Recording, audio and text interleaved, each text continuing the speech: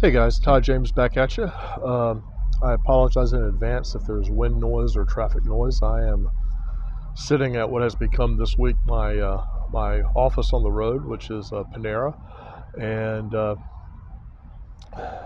just with all the turmoil going on in the world markets, uh, I felt compelled to kind of jump back in and do some commentary on some of the things that I'm seeing, and along with that, I'm commenting on.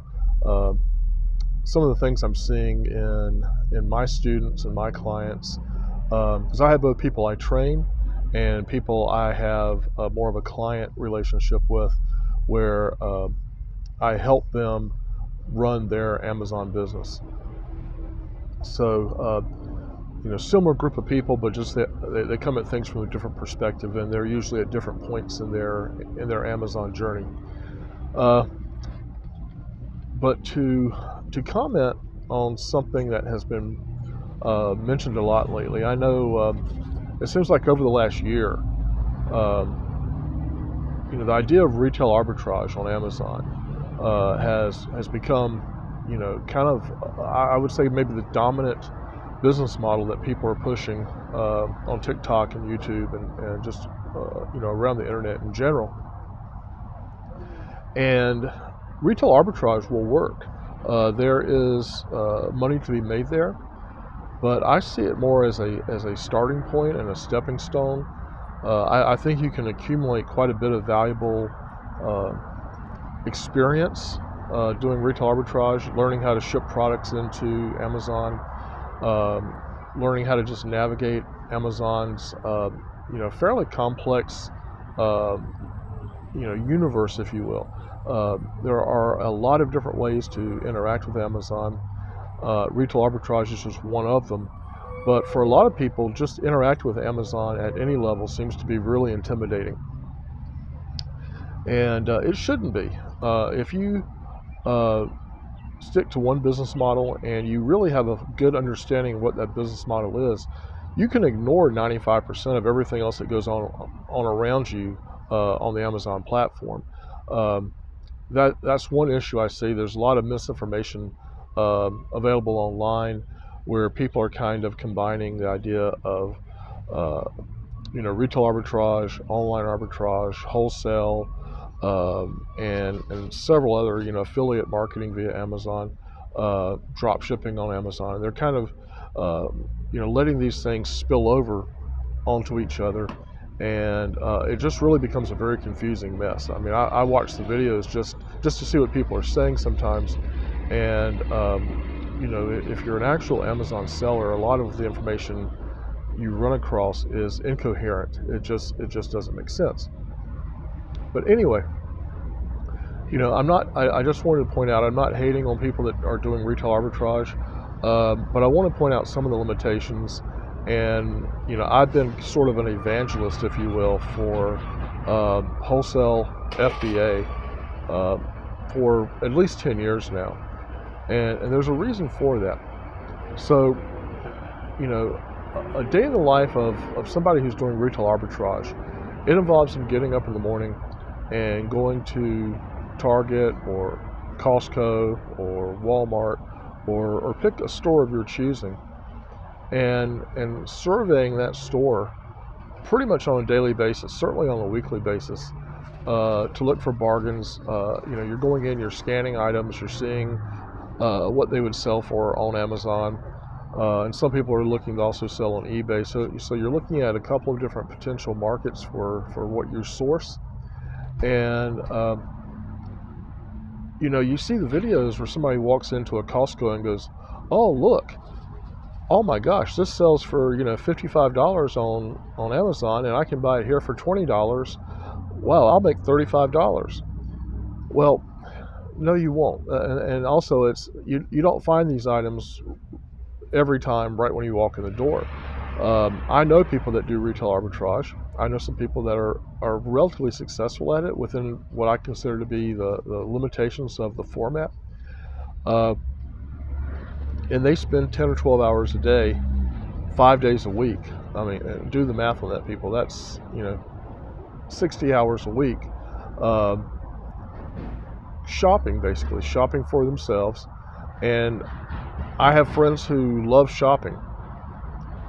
Retail arbitrage is probably a good thing for them. I'm not that guy. I don't want to work 60 hours a week, and I definitely don't want to work 60 hours a week searching clearance aisles at local big box retailers. That's not my idea of fun. That's my idea of misery. I am looking personally, I have criteria. I want to be location independent. I want to be able, this week I'm down at the coast in North Carolina. I spend time in the mountains. I spend time in other countries, and my business can run just fine as long as I have an internet connection. I can pretty much operate from anywhere in the world without a lot of difference in my daily activities or what I need to do. But if I'm doing retail arbitrage and I've got to go out here and scour local stores for hours every day, that means if I need to go somewhere and travel, for all intents and purposes, I'm closing off my source of inventory. So that's not something that I want to do. I'm looking for a business that operates 365 days a year, and preferably one that I can step away from for days or sometimes even weeks at a time and still know I've got a business that is up and running and functioning properly. The other problem with retail arbitrage is you have to handle everything. Anything you find, you have to, pile in your cart, take it out, go pay for it, take it out to your car, take it home, repackage it, ship it into Amazon.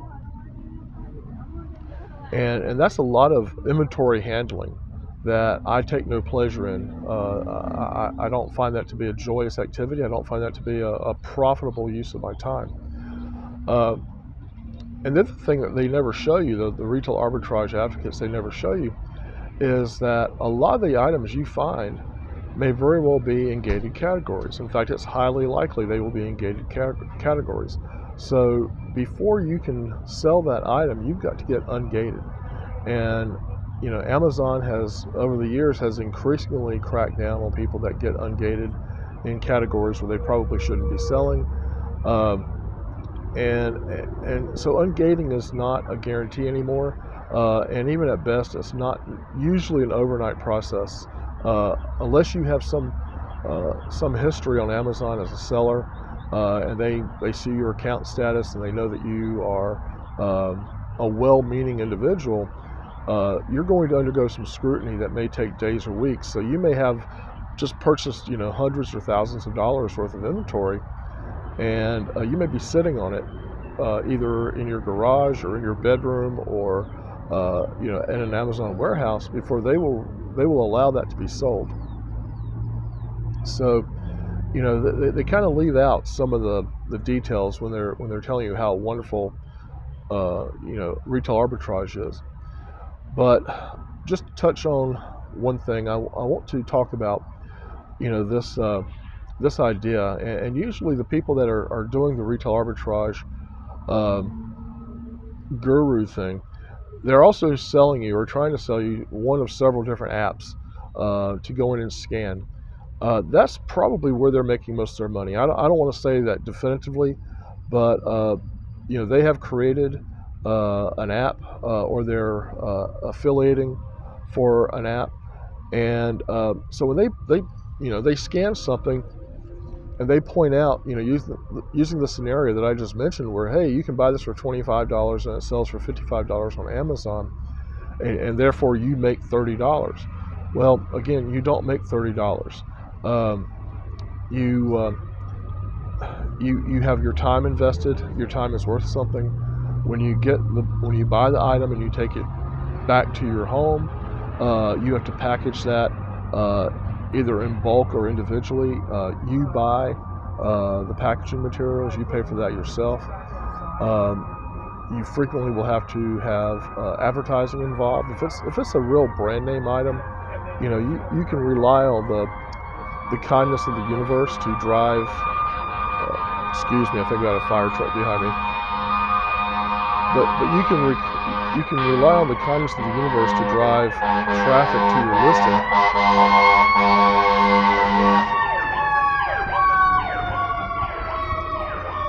Yep, that's a fire truck. But the real measure of being a successful Amazon seller or a business owner in general is when your marketing is directly tied to your top line revenue, and you know that X amount of ad spend or X amount of marketing spend will drive X number of customers to your door or to your listing. And with retail arbitrage, where your listings potentially change on a daily or weekly basis, you have a very hard time doing that.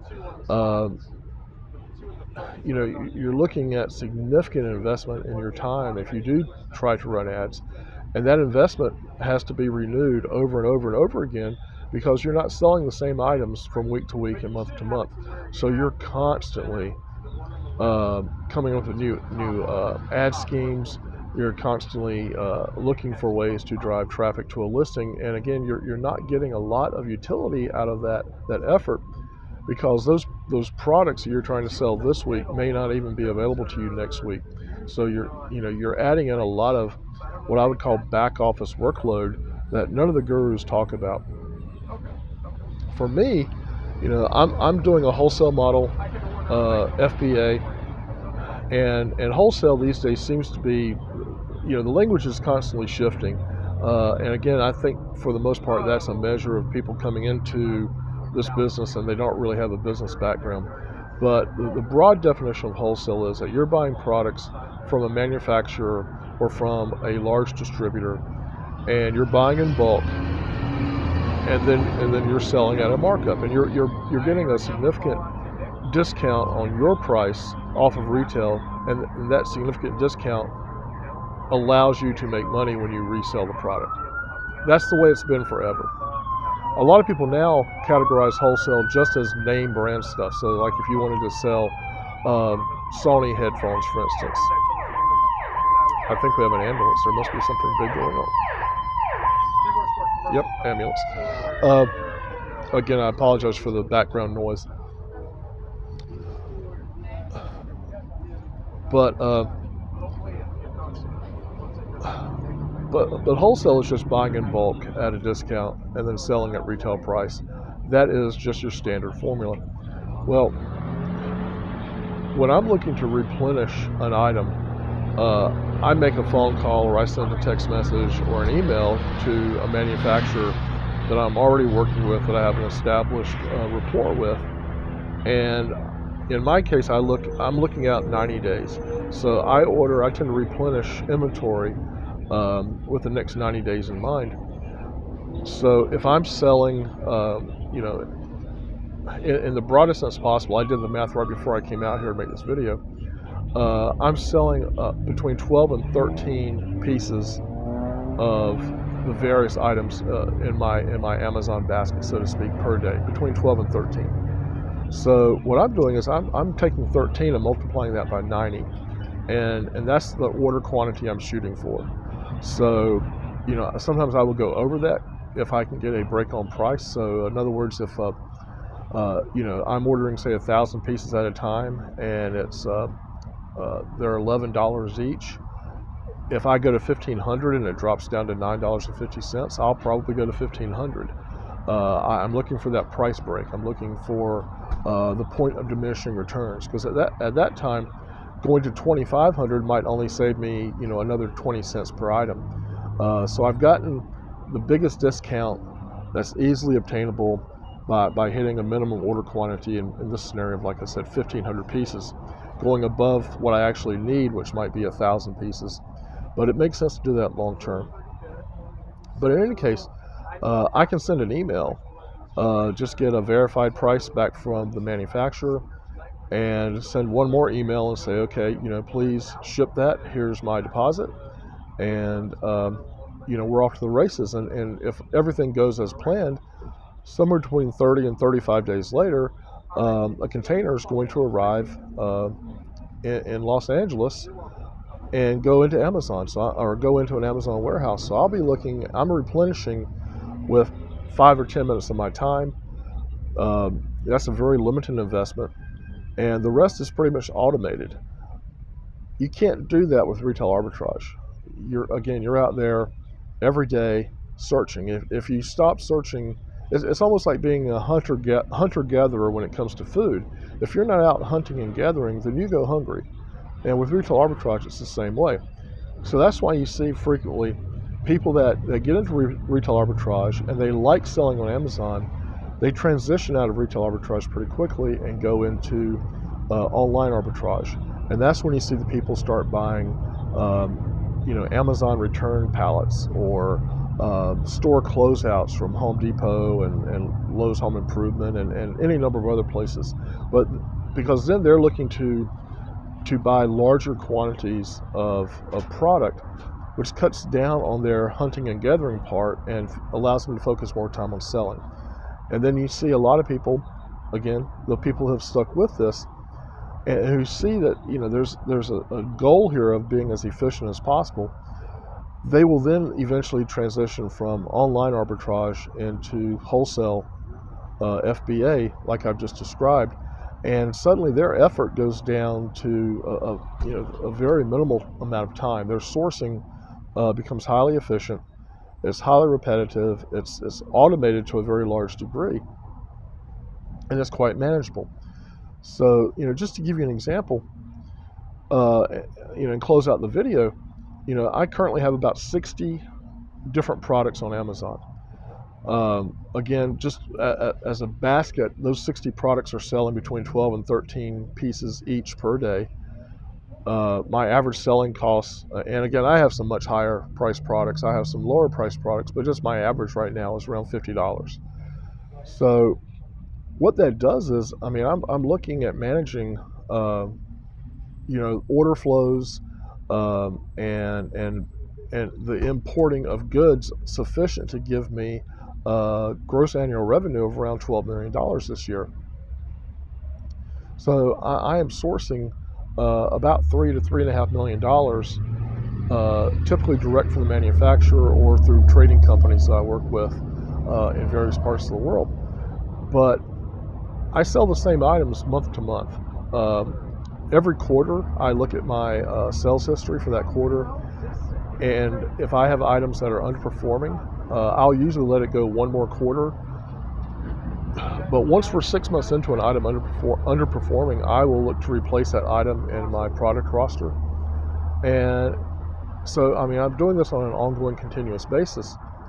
But the result of this is that my average weekly expenditure from a time standpoint is about 10 to 11 hours a week for the most part.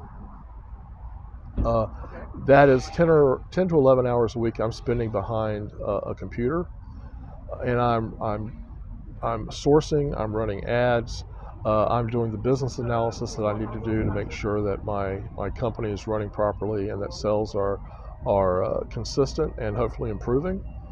And it's just not a huge investment of time. So, I know I'm leaving out some things because I'm really kind of speaking from the cuff here. I'm not working off of notes or a script, but I just wanted to give you something to think about in terms of doing retail arbitrage versus doing Amazon wholesale model. It is a lot of the skills, other than just learning the ropes at Amazon, a lot of the skills for retail arbitrage are not necessarily transferable to a wholesale model.